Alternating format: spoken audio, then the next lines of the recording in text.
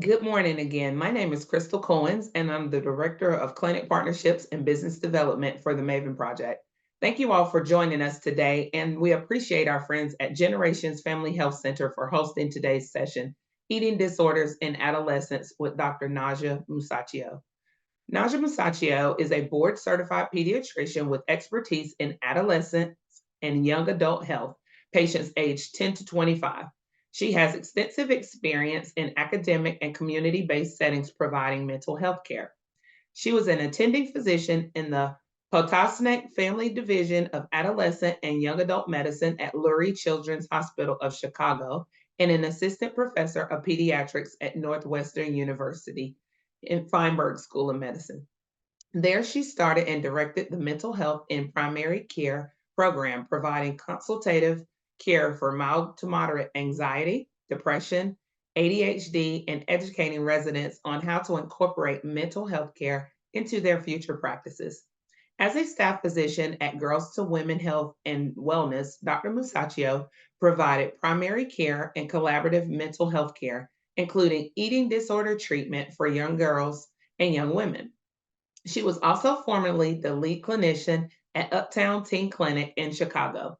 Dr. Musacchio has spoken on many adolescent health topics as well as mental health care to community groups, trainees, and clinicians. I give you Dr. Najah Musacchio. Thank you. Let me share my screen here.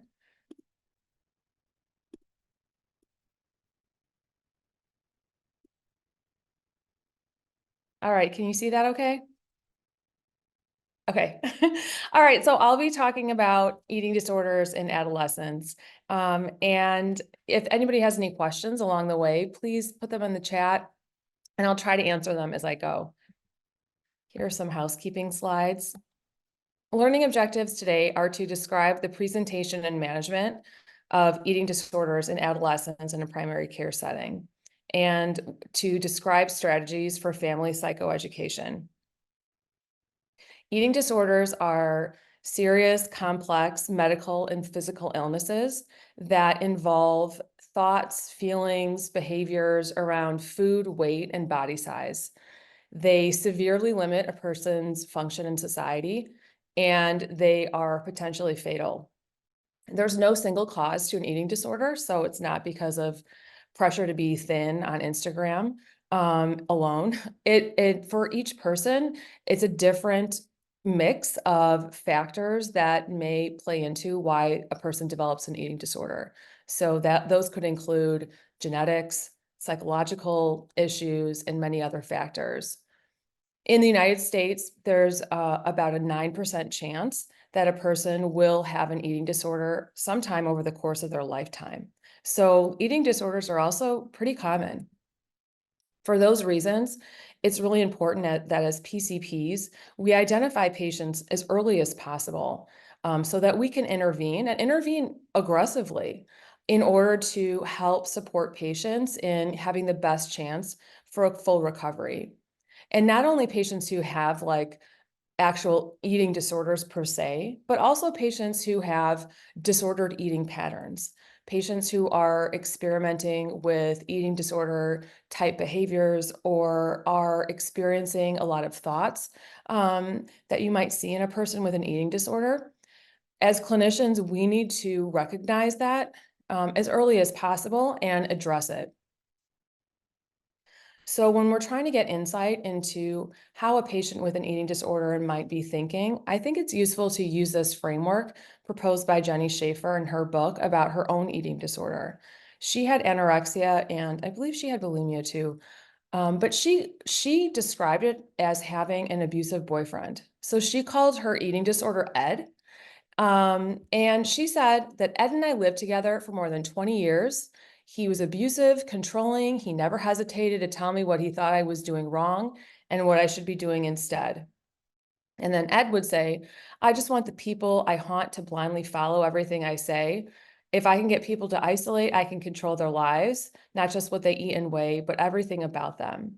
And I think that's really useful because similar to when someone is in an abusive relationship, the person might have a lot of conflicting feelings about getting out of that relationship. There might be things that they really like about the person, and it might be really scary to try to leave them. And as a family, watching a loved one be in the relationship, it can be very difficult to kind of try to support extracting them from that. So some people think that you can tell by looking at someone if they have an eating disorder. I don't think that you all think that. But of course, we as clinicians, we are more likely to miss people who have an average BMI or an above average BMI with an eating disorder. And people with those BMIs could be extremely sick with an eating disorder. If you think about it, let's say if you start with like a BMI of 30 and that person might be restricting their calories to 400 a day and might even be getting, unfortunately, good feedback from the people in their lives or even from a healthcare provider about any weight loss that they might be experiencing. Another myth is that only middle-class white girls have eating disorders, but anybody can have one, any ethnicity, any gender, any age. There are some groups that are more likely to have them, including sexual minorities, trans youth, and people who have chronic health conditions relating to their diet, like celiac or diabetes. All right, moving on to diagnosis. So this is a very heterogeneous group. First of all, anorexia nervosa. This is when someone restricts the intake of food and calories, and they end up having a significantly low body weight. People also have an intense fear of weight gain, and they also have this kind of warped self-perception of their weight. There's too much influence of their weight on their self-worth, or they have persistent lack of acknowledgement of how serious it is that they have a low weight. Patients with anorexia do not need to have amenorrhea. That was like from old school DSM. There is something called atypical anorexia, and that's when a person has significant weight loss, but has a average BMI. And again, those are the types of patients that end up being missed or slipping through the cracks of a primary care office. Over half of people with anorexia will end up having some sort of psychiatric disorder in their lifetime, and usually oftentimes it ends up being depression. People with anorexia have the highest mortality rate of any mental health condition. So this is extremely serious. If we think someone has this, we absolutely need to intervene immediately. The peak age for presentation of anorexia is in the teenage years. And oftentimes you'll hear that a patient had some sort of preceding body image concerns where they felt bad about what they looked like or were spending a lot of time looking in the mirror. And they may have been participating in some sort of a sport or activity that's focused on appearance, and especially one that there's some value placed on having a smaller size, like dance or like gymnastics. Sometimes what can also happen is that a person gets some kind of an illness like stomach flu, food poisoning, and they're not really eating a lot and might end up getting some positive feedback like, oh, you look great, you lost some weight. And then they just kind of continue, not to really eat very well and sort of accidentally fall into having an eating disorder. What you might hear from parents is they'll say their teenager is eating more alone. They're eating in their room. They're not coming out to dinner with a family or with their friends. When they do go out to dinner, they say, I already ate at home. Or they might order some unusual foods when they go out to eat or drinks, things that don't have any calories in them, but that are kind of designed to fill you up. Another clinical scenario is that you might see someone who started out like, I'm gonna not have any gluten, or I'm gonna cut out dairy. And then it kind of snowballs. Like now I'm not gonna eat, I'm gonna turn vegan, and then I'm gonna restrict my fat intake. And with further and further restriction, they're getting less and less nutrients in their diet. On the other hand, bulimia is when someone has binge eating where they feel like they've lost control of their eating at least once a week for 3 months. And then they have some sort of compensatory behavior, kind of like to get rid of the calories or food that they just ate. And that can be anything or a mixture of things on this list. Purging, fasting, laxative use, exercise, diuretics, diet pills or caffeine, stimulants, etc. And their self-evaluation is unduly influenced by their body. People with bulimia have a 90% chance of having a lifetime psychiatric disorder. So that's really high. And that can be depression or anxiety, substance use is more common, personality disorders. I wanted to highlight here that suicidality is relatively common in people with bulimia. So we definitely need to be screening for this and watching for this in our offices. There was one study that showed that people with bulimia, over half of them had had suicidal ideation, and a third of them had a history of a suicide attempt. What you might hear about a patient with bulimia is that maybe the friends or the family say, oh, she must have a high metabolism. She's always eating, she's never gaining weight. The parents might say she has an impulsive type personality.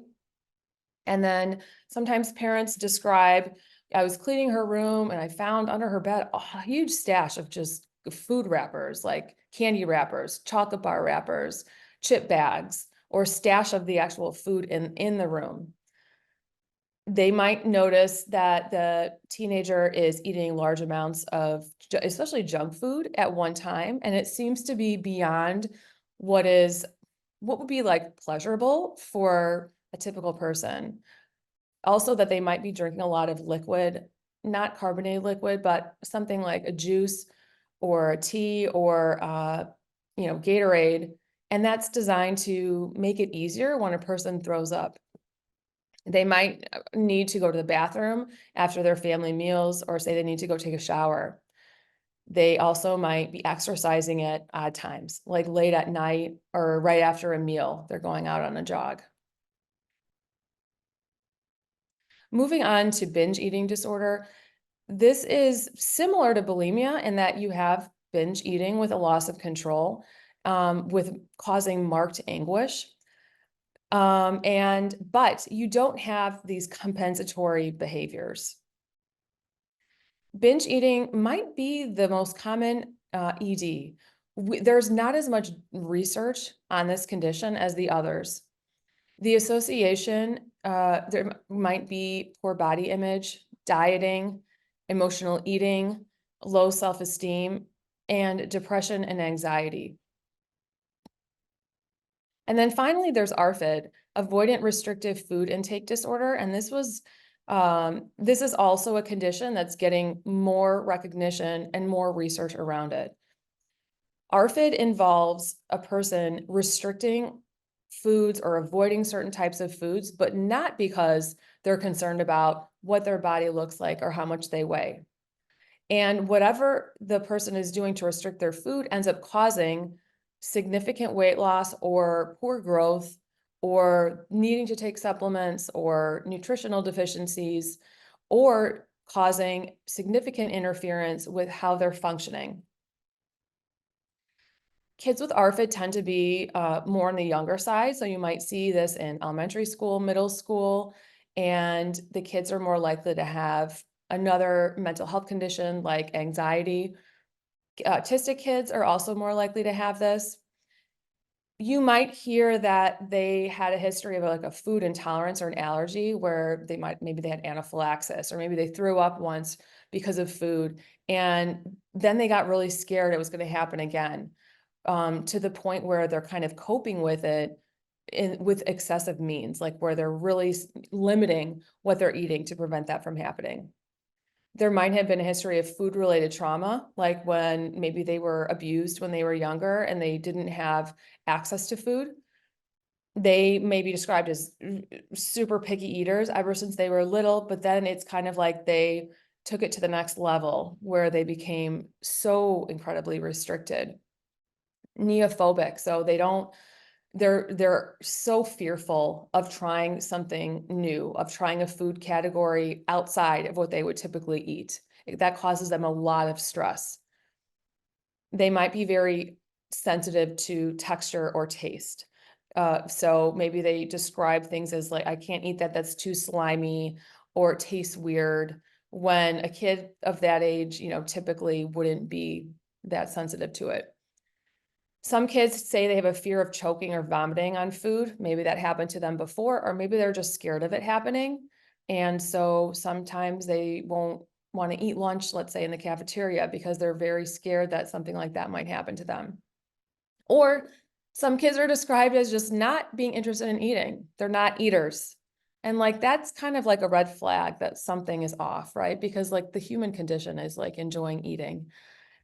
So that would seem that maybe there's some disordered eating pattern going on. Okay, so moving on to the clinical evaluation. As I mentioned, this is such a heterogeneous group that I'm trying to cover in less than an hour. So some of what I'm going to be talking about really pertains more to restrictive eating disorder, someone who is decreasing the amount of food and calories that they're getting. But it's going to be pretty obvious when depending on what I'm talking about. But generally speaking, when we're seeing patients with eating disorders, it can be very challenging for the patient and challenging for us too. So a lot of the times there's denial, and this can be on behalf of the patient, just not really recognizing how serious the situation is. And so they might be trying to reassure the provider that, everything is fine. And that can absolutely come from the parent as well. And the parent can sometimes not only be in denial, but even be supporting some of these unhealthy eating behaviors and saying like, oh, she's being so healthy, she's eating so clean. And then also as clinicians, we can be in denial. This is sometimes if you're in a busy clinic and you know that maybe this is going to kind of open a Pandora's box, it can be very difficult. Or if you're not sure where you're going to be able to send a patient, sometimes that might, I don't know, that that might end up kind of making us kind of say, okay, yeah, I'm going to accept the denial that nothing is happening here. Ambivalence is common too. So kind of, having some positive feelings about an eating disorder, like, well, I really like how thin I am and I'm really scared of getting fat. And so I don't want to do anything that's going to potentially put me at risk for that. But at the same time, I really don't like how I can't go out to eat anymore with my friends. People with eating disorders can be very fearful of any kind of a change to their strict, rigid patterns or their food rituals of what they're currently doing. There can be anger from the patient about the clinician asking, what do you know? Like, how dare you get in my business? Like, you don't know me. And there can also be anger from the parent against the teenager.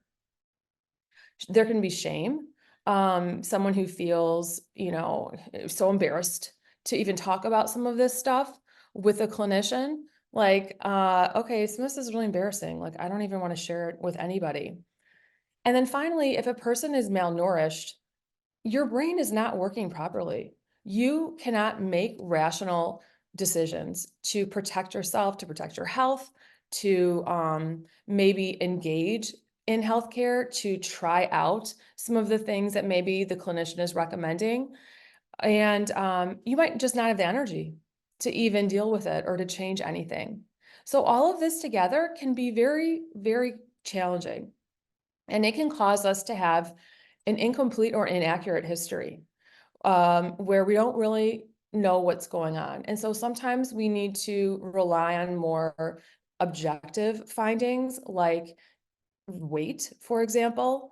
But even that sometimes can be unreliable. If someone is wearing extra clothes or putting weights in their clothing, then that can make the weight measurement unreliable. This can also cause conflict in the office between a clinician and the patient, and between the patient and the parent. And then finally, disengagement. It's like, hey, everything is fine. I don't want to change. I don't want to come back here. Like, I don't want to talk about this with you. This is very uncomfortable. And so sometimes we might not see patients and they might not come back, or they might come back in a year when things have gotten a lot worse. When we're taking a history, first we want to ask about body image. How do you feel about your body? Have you always felt that way? When did it start? A weight history would include what was your lowest weight, your highest weight.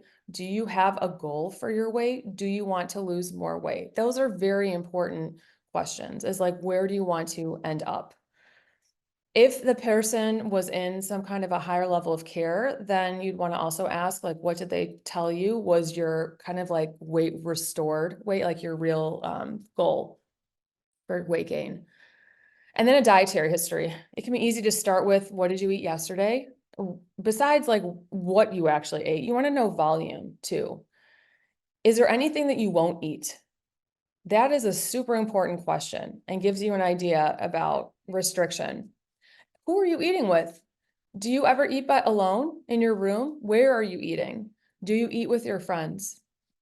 And are you calorie counting? If a person is calorie counting, you want to know do they have a calorie goal each day, and what is their normal caloric intake? Any compensatory behavior. So you would want to run through that whole list. And then a menstrual history. Just like with any other mental health evaluation, you'd want to ask questions about depression and anxiety. And personally, I would give everybody the PHQ-9 and the SCARED. Trauma abuse history, and then family history. So there are some physical symptoms that are really like a red flag where the patient might need even to go to the emergency room. So these are good to just screen for and make sure they're not happening. Feeling faint or lightheaded, chest pain, palpitations, shortness of breath, and vomiting up blood. The symptoms on the right are super common for anybody who has an eating disorder. Fatigue is a big one. It's cognitive fatigue, emotional fatigue, just feeling overwhelmed. I can't deal with this, and physical fatigue as well. Okay, I see there's a question. Oh, what is the SCARED questionnaire? SCARED is a screener for anxiety. So like, the GAD-7 is a screener for generalized anxiety disorder, but it's only 7 questions. The SCARED screens for a number of different types of anxiety disorders, but it's 2 pages. So it takes a little bit longer, but I think it gives you a much more like holistic view of anxiety. Okay, fatigue, and then there's physical fatigue. So patients might be going to bed super early or feel like they're not really doing as well in their sports as they used to. Constipation, bloating, nausea, reflux, especially for somebody who's been purging, and feeling cold all the time. On the physical exam, ideally, if you want to get a super accurate weight, the best way to do it is a post-void weight in a gown. I know that's not always going to happen, obviously, in a busy clinic, but this is going to be the most accurate if you really need to know. Like if someone is really sick from from like a restrictive eating disorder, and you want to dip the urine that's provided, because then you can get an idea of whether the patient might be water loading. Sometimes people drink a whole lot of water to kind of artificially boost their weight when they go in to be seen. I mean, so if you can't do that, at least hopefully weigh them in a gown or very light clothing. Consider not sharing the weight. Now, this is, different people have different opinions about this. If you have somebody who's early in treatment or is not in treatment, my bias tends to be more towards not sharing the weight, especially if we're in a situation where you're kind of like the parents have taken over and they are in charge of the food and they're just making sure the patient is following a meal plan. Maybe they were like inpatient or something. Sharing the weight with them is not going to help anything in the recovery process when they don't have even the nutritional status to rationally evaluate the weight. At that point, it's kind of like we're taking that burden off of the patient and, taking over the food and not sharing it. When I was doing this, we also were working with an in-house dietitian that was an expert in eating disorders and kind of deferring to that dietitian, which that is not typical scenario of, a primary care setting. So here's a chart about grading the severity of malnutrition in a patient based upon BMI or based upon how much body mass they've lost in the last year. It's also a good idea to get orthostatics on the patient, and then temperature very rarely is, but it could be low if someone has chronic malnutrition. Other signs of malnutrition are someone wearing baggy clothes that looks like maybe they grew out of it or they're purposefully wearing baggy clothes. Wasting. The patient might just look very flat, flat affect, kind of like a dull expression, maybe looking tired, dry yellowed skin, dry thin hair, even hair falling out, cold extremities, and edema. I'm just going to check if there's one more question. I can't, oh no, it is the same question. Okay. All right, you might see signs of purging on exam as well. If someone has been, let's say, like purging over the weekend a bunch and then comes to see you, you might see some parotid gland enlargement, like swelling in the face here. And sometimes people can have that chronically. And then Russell sign is when you have calluses on your finger, on like your knuckles, if you're using your hand to make yourself throw up. But people use other things other than their hands. They can use a ruler, they can use, I mean, after you've been throwing up for a while, like chronically, people don't even need anything. They can do it spontaneously. So, not seeing something in the hand doesn't mean that it's not going on. Patients with eating disorders probably are going to need some labs, but I think it's really important to talk to the family and say, I'm expecting these labs to be normal. So even if these labs are normal, that doesn't mean that something serious is not going on. I mean, in fact, patients in the hospital with an eating disorder can have completely normal labs. We don't want the family to come away from the appointment and think like, oh, labs are normal, everything, this is fine, we don't need to go back. So you can check a CBC. You might see a low hemoglobin, low white blood cell count. CMP, you could see a low, you could see a high potassium, a low chloride if they're vomiting, high chloride if they're using laxatives, high bicarb if they've been vomiting, a low bicarb if they're using laxatives. It's pretty common to see kind of like a mildly elevated AST and ALT in chronic malnutrition. You could consider an amylase and lipase if they're having abdominal symptoms and they're vomiting. MAG and PHOS, I'd say for chronic malnutrition, you could check that. If the patient has irregular menses, then you'd want to make sure there's not another reason for them to have the irregular period. So you could check like FSH, LH, prolactin, testosterone, I mean, depending on the clinical picture.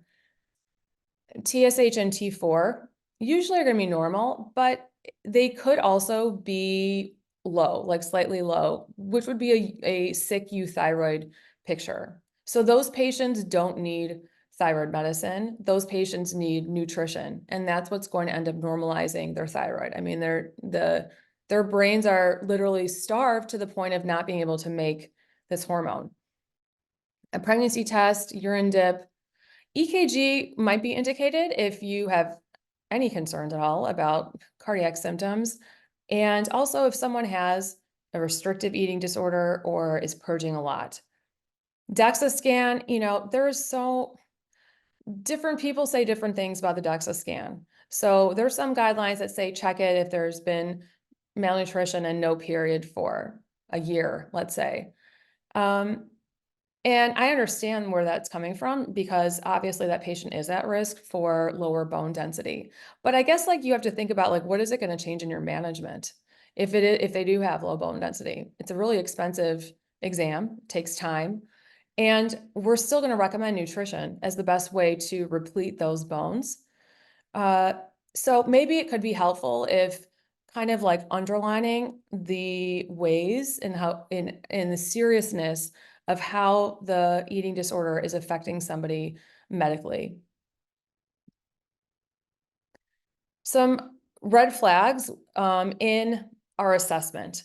These are situations where you might want to consider sending the patient to the hospital.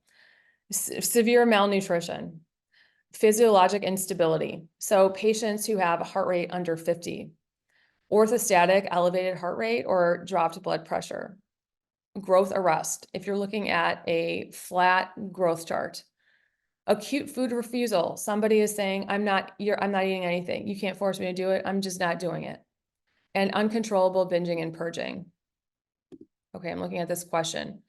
Can the teeth show signs of exposure to increased acid from repeated self-induced vomiting is the question?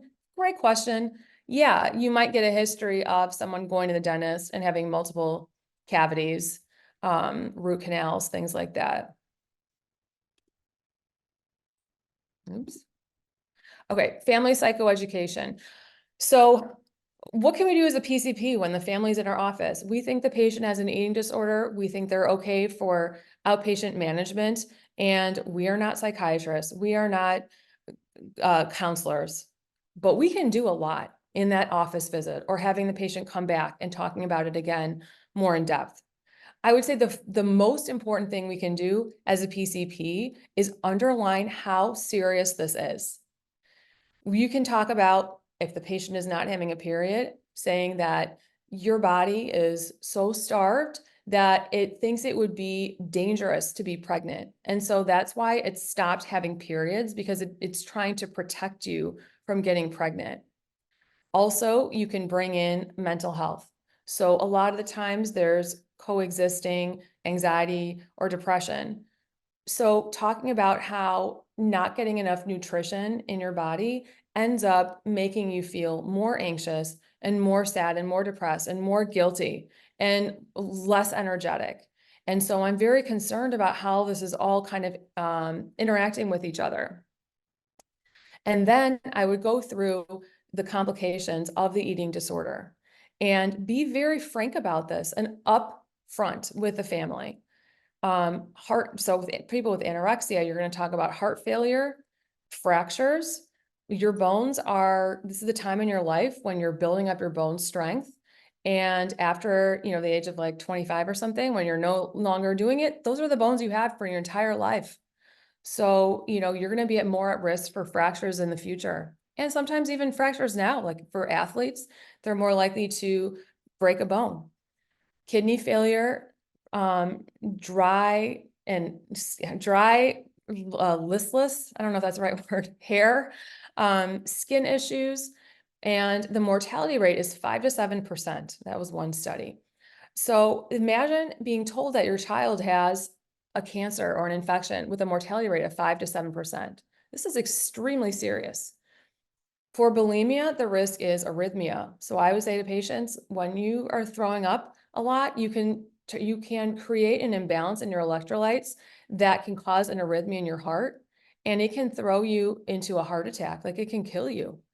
Also, it can cause heart failure. And I say that the acid in your stomach is so strong, it can almost melt a Coke can. So that acid is not meant to be in all these delicate tissues in your throat and in your mouth. And so if it's in your throat a lot, you can end up causing a rupture, like a split in your esophagus, where you end up bleeding out into your throat. Or you could end up just bleeding into it and then you're throwing up blood. Like that's a medical emergency. Also, all that acid in your mouth, it ends up eroding the enamel, and you can have tooth staining, cavities, multiple crowns, root canals, and that is all very painful. Also, you can have ulcers in your stomach from it, and the mortality rate is about 1%. I think there's another question here. Oh no, that's the same. Okay. So we want, hopefully the patient, depending on where they are, like in terms of when you're doing your motivational interviewing and you're seeing like how ready are they for change, is we want to support the patient in identifying how their eating disorder is negatively affecting their life. Like what is it about it that's kind of going to spur them to try to start trying to change something?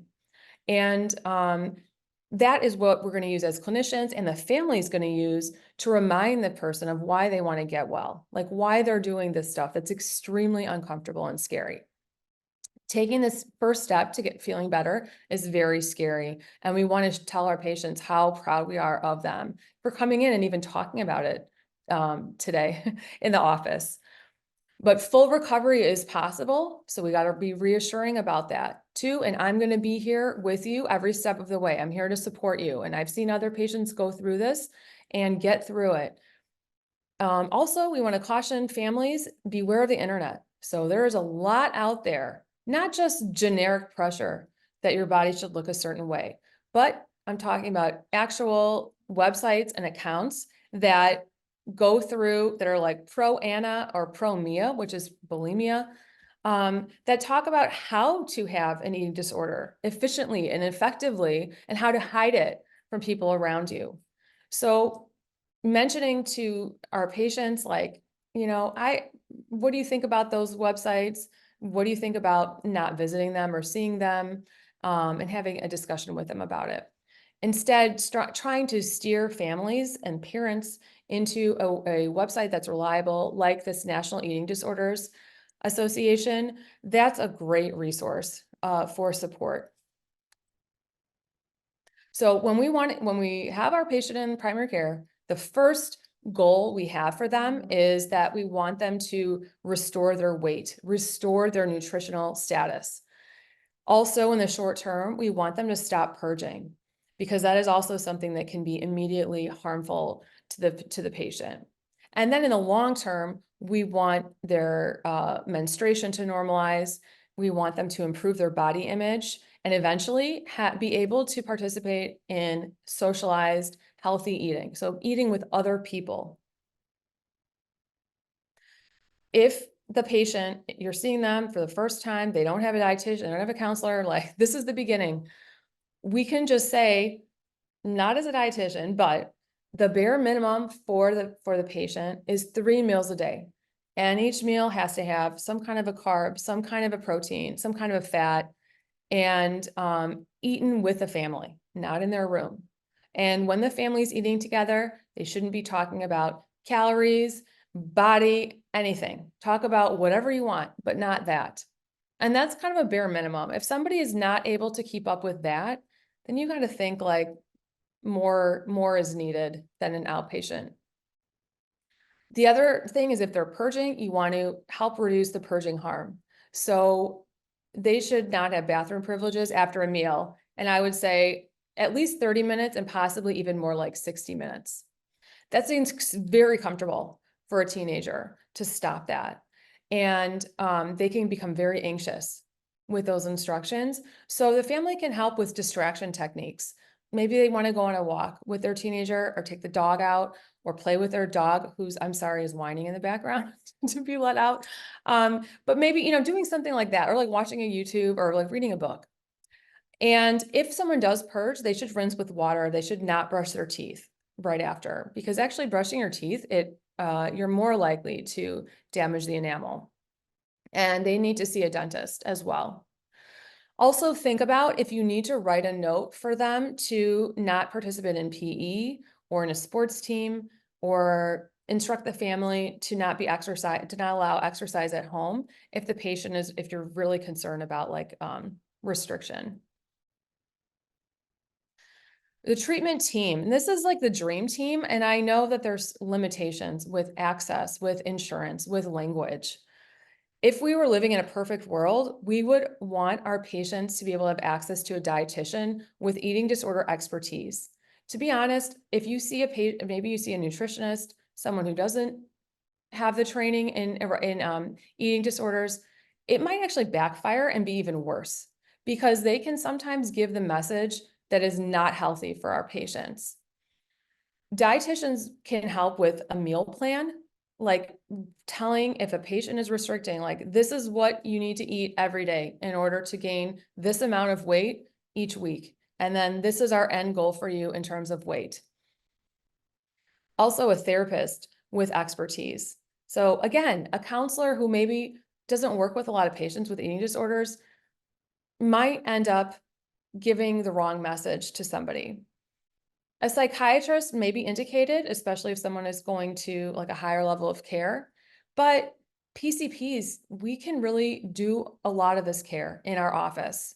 If you're prescribing medication like SSRIs, like we can do that. And we also should be following these patients medically. So PCPs have a huge role in this care.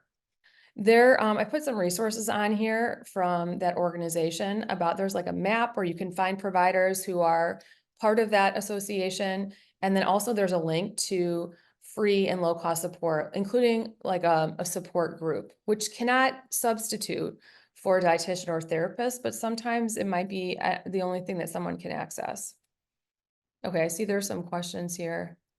Oh, are there resources for patients who can't or won't go to a specialist clinic? I put some of them here, and actually I have some others too.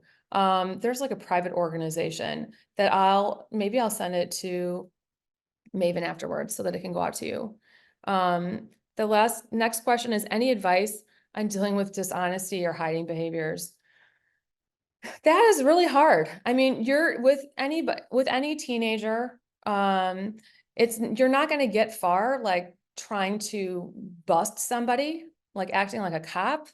I'm going to prove you wrong. I think if you come to it more with like, I'm worried about you and your health, and so this is what I'm concerned is going on, like not trying to get into an argument or prove anything, but just to kind of state, matter of fact, what you're concerned about, what you're seeing, and what the consequences are. And in the end, if someone is really restricting and they're not gaining weight, it's kind of like the proof is in the pudding. Like that's why weight goals are set for patients, because it's like if you're not able to keep up with this, then you need more support than you're getting just being at home and with your family. Okay, so treatment for eating disorders, for restrictive eating disorder is food, food, food. Food is the medical treatment. This is the best medicine. As I mentioned before, if you are malnourished, you are not thinking straight. You are not making serotonin.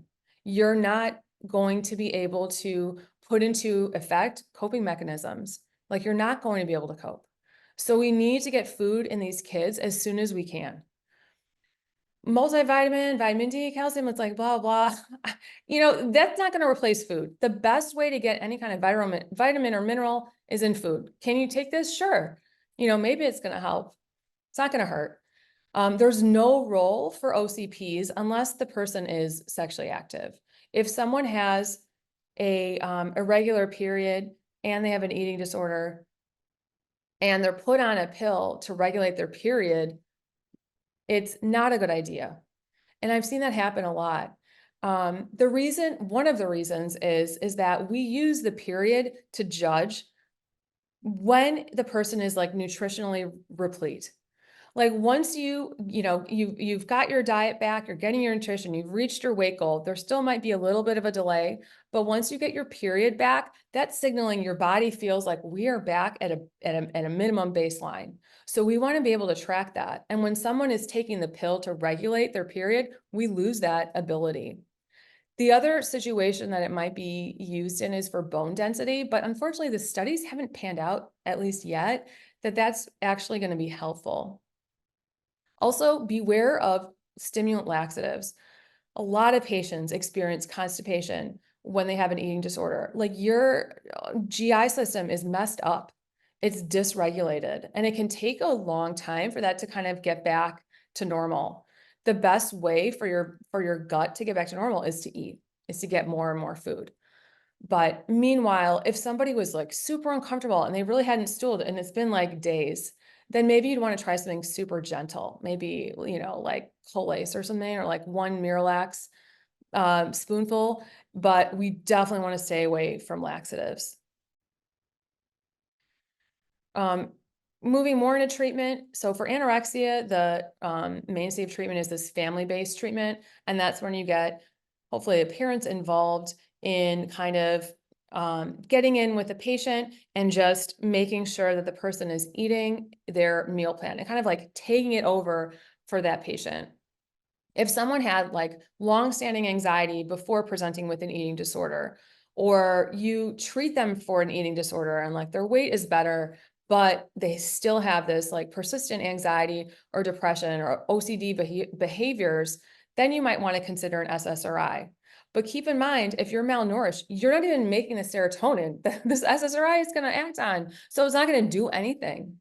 We really need that nutrition.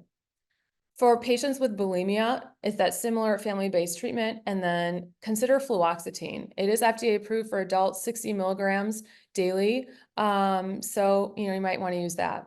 Also for adults, Vyvanse is FDA approved. So that's like an ADHD Oh my gosh, I'm sorry. That's for binge eating. I skipped ahead.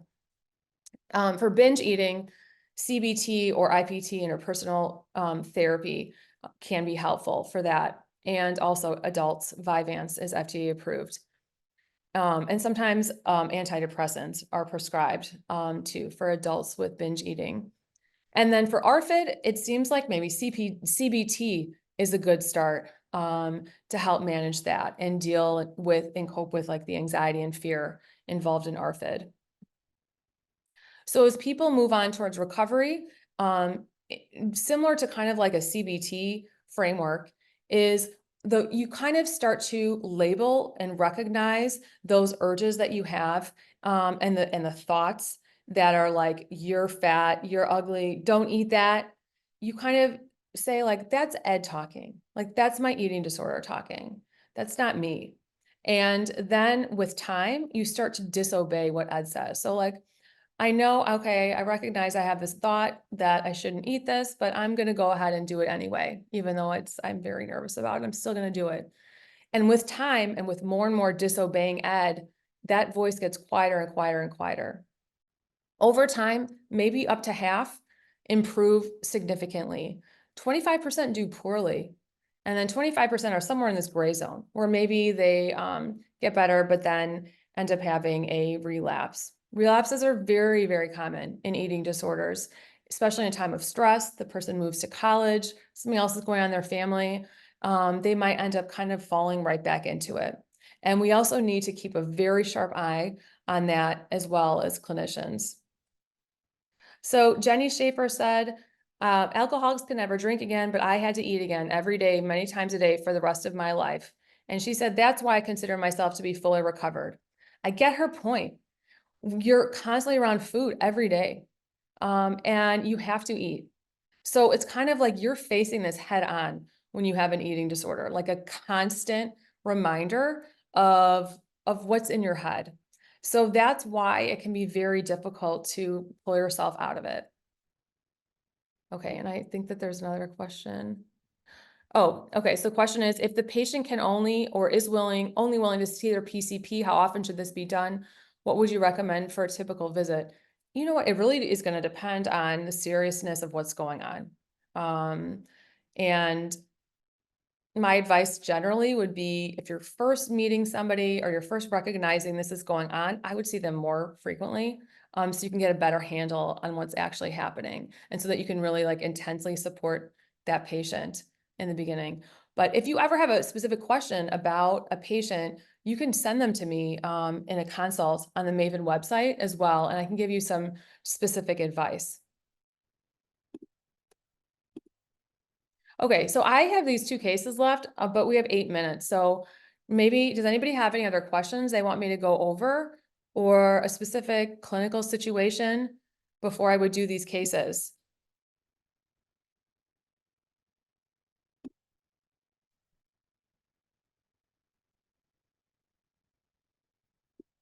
Okay, I'm going to go to the case and then let me know if you think of anything. So 14-year-old Sophia has anorexia. She doesn't like her body and spends a lot of time thinking about how ugly she is. She says her friends look cute and tiny. She regained some weight, but her period hasn't returned yet. So what are your thoughts about what you could say to this patient?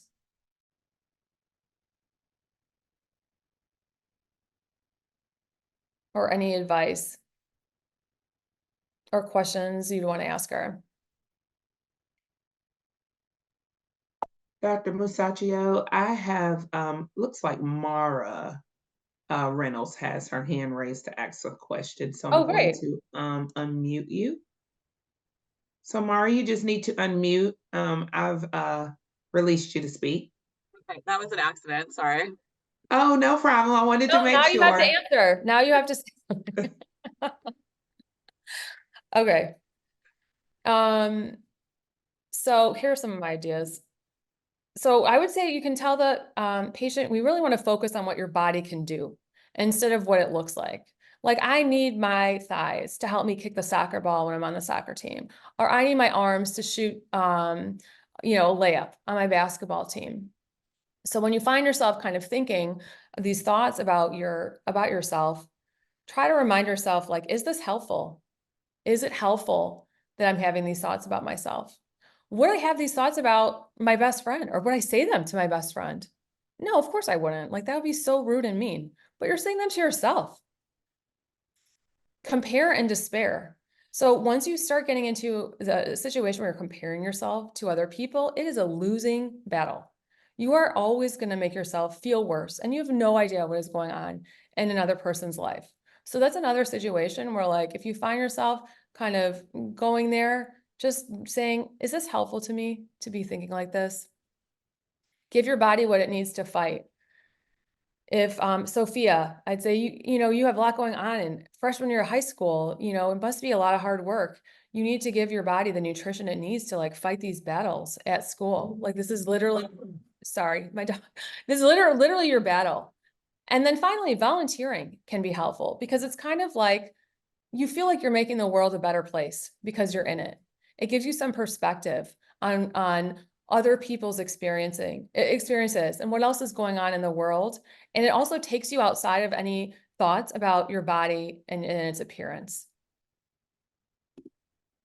All right, case number 2, 16-year-old Jane has lost 8 pounds since cutting out all dairy and wheat. Her mom proudly says Jane wants to eat healthier and has always felt bad about her weight. BMI is 28. Her growth chart indicates fluctuating weights. Does anybody have any ideas on this?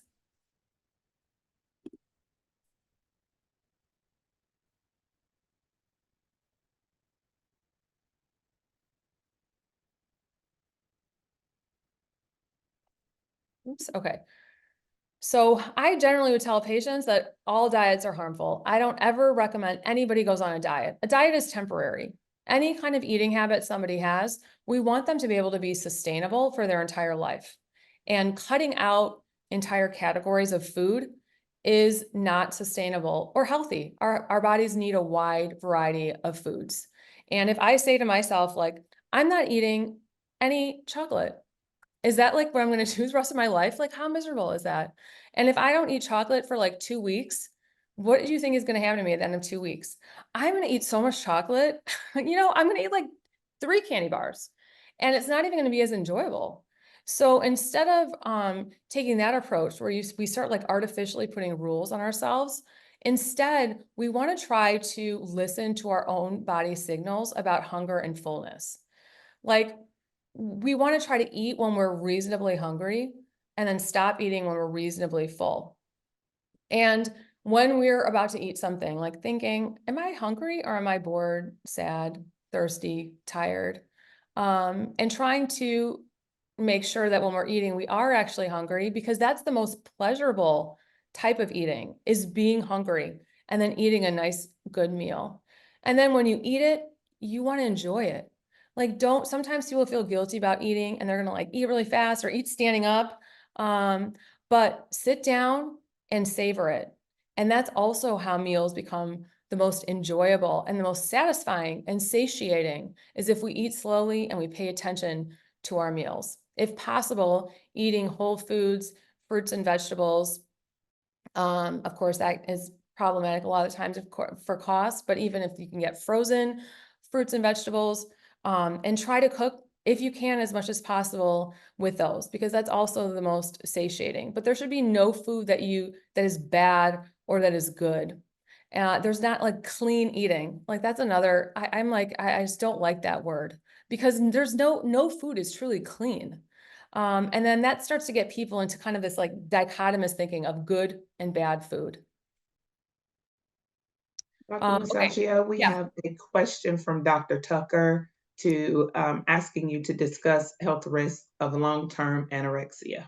Okay, yeah, let me, I'm gonna go to that 1 second. This is just the resources I have at the end, and I'm gonna give you some others as well. But I'm gonna go back to this slide about anorexia. Oh wait, no, where was it? Here. Okay. So like, the longer that somebody has anorexia and the more severe their weight loss was, the lower their BMI, the higher association you're going to have with these medical complications that can be potentially fatal. So things like heart failure, fracture risk, having low bone density, kidney failure, hair and skin problems, and of course, this mortality rate as well. If someone is not getting a period and, you know, if they're trying to get pregnant, but you're not ovulating, you're going to have difficulty getting pregnant as well. Of course, sometimes patients in the office are really scared. Like they're like, I have not had a period in a while. Does this mean I'm going to be infertile later? And no, absolutely, it does not mean that. If someone gets the right nutrition, then we would expect that their periods would return.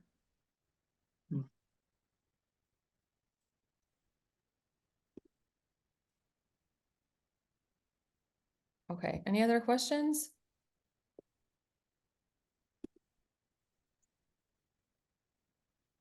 Well, Dr. Musacchio, we would like to thank you for such an intellectual session on today. Just a reminder to everyone, you will receive your CME certificate via an email from Zoom as soon as you complete the short question survey at the end of the session today. We would like to thank you all for your attendance, and a huge thank you to Generations for hosting on today. Thank you so much. Thank you. Have a great day. Bye-bye.